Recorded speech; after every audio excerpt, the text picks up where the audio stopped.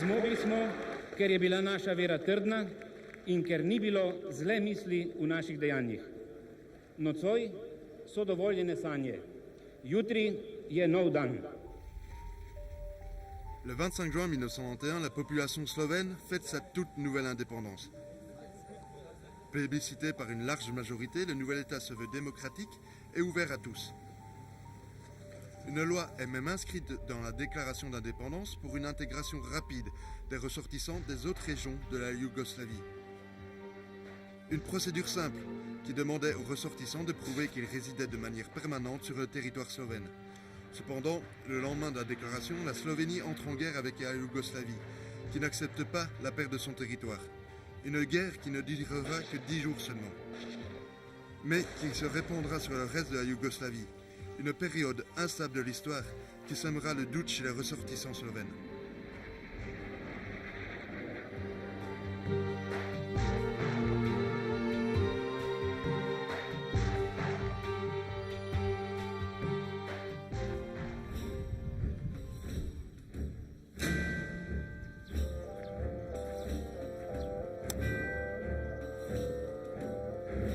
Jaz sem že 60 let v Sloveniji od rojstva in tukaj za mene so pokopani moji stari starši, moj ata, moja mama in nimam kam iti, druga doma nimam.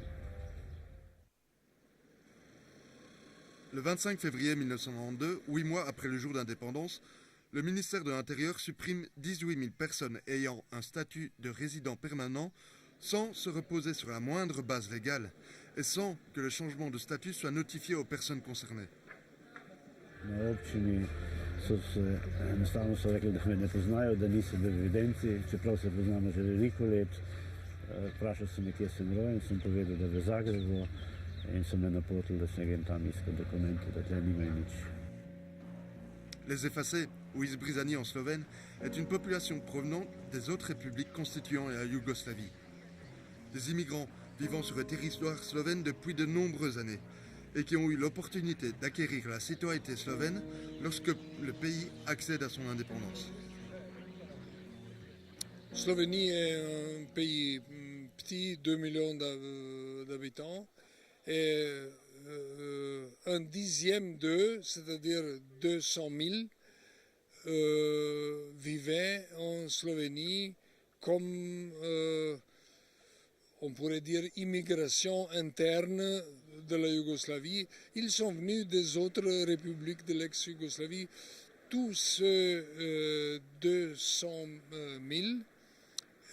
ils vivaient en Slovénie en plein droit, comme des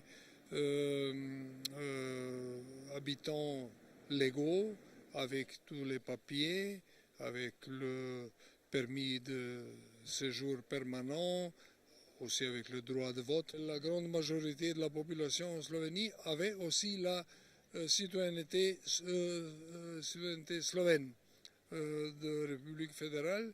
Et nous sommes devenus citoyens de la nouvelle Slovénie indépendante automatiquement, sans rien faire.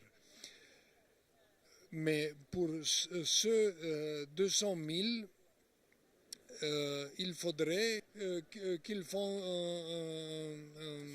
une application, une requête pour obtenir la citoyenneté slovène, et 170 000 de ces 200 000 ont fait comme ça, et ils ont obtenu dans 6 mois, c'est-à-dire jusqu'à décembre 1991, ont obtenu la citoyenneté slovène, aussi en gardant leur citoyenneté aussi croate, serbe, etc. C'était bien fait dans ce point. Mais pour le reste, c'est-à-dire environ 30 000, ils n'ont pas déposé ces requêtes, ces applications, parce qu'ils ne savaient pas qu'il fallait le faire, ou parce qu'ils craignaient des conséquences, etc., etc. Il aura fallu des années pour se rendre compte de l'ampleur de la bavure politique et des dégâts qu'elle a engendrés. Si la quasi-totalité des véritables citoyens slovènes est au courant de la situation des Ibrizani, l'État slovène s'est montré peu enclin à résoudre le problème, malgré 2 décisions de la Cour constitutionnelle déclarant l'effacement illégal. Quand cette décision de la Cour constitutionnelle est issue en avril 2003, le ministre de l'Intérieur, d'abord, il a promis de donner suite à cette décision immédiatement. Mais rien ne s'est passé. Mais depuis 1999, quand la première décision de la Cour constitutionnelle a été faite, ils le savaient et ils étaient obligés à faire quelque chose et ils ont fait quelque chose de cette loi, mais qui était seulement, qui a résolu le problème seulement à moitié.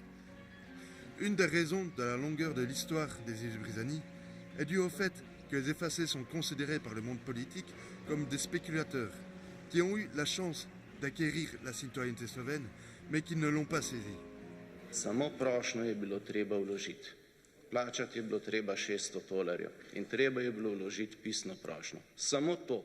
Če kdo res verjame, da 18.000 ljudi v Sloveniji lahko živi brez, da bi imelo kakršenkoli status več kot desetletje, pa vas prosim, se nismo